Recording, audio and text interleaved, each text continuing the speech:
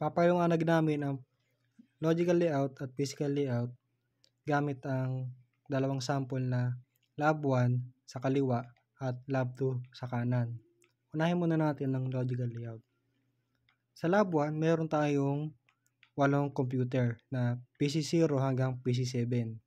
At sa lab 2 sa kanan, meron tayong 10 computer na nagsimula sa PC8 hanggang PC17.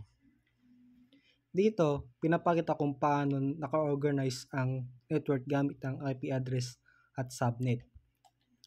Sa lab 1, gamit natin ang IP network na 192.168.1.10 hanggang 17.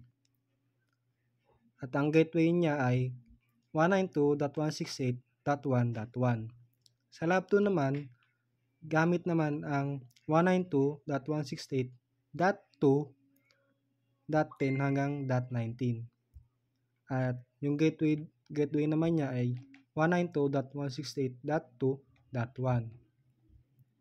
Itong dalawang subnet ay naka-assign sa magkabilang side ng router. Yung router natin is yung nasa gitna. And next naman tayo sa physical layout.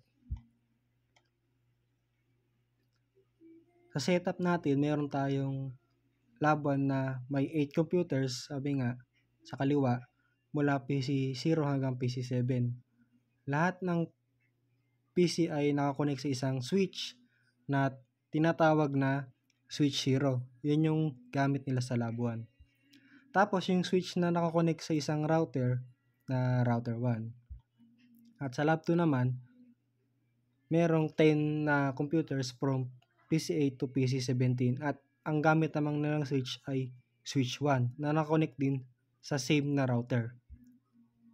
So, sa physical layout, pinapakita kung paano wired ang mga device, saan sila nakakabit physically. So, paano nga ba nagko-communicate yung mga computer? Ganito po yun.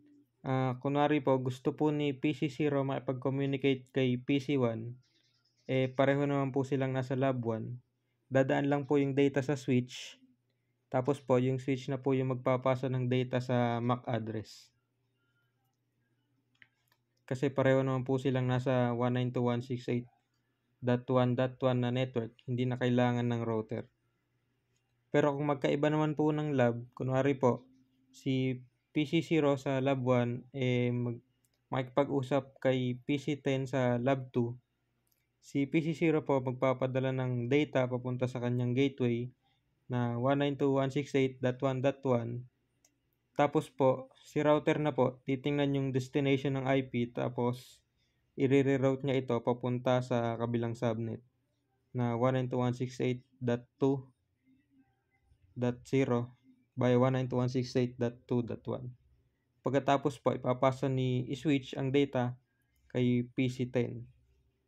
So, kahit po magkaiba yung network nilang dalawa, pwede po silang mag-communicate dahil po may router. Yun lang po.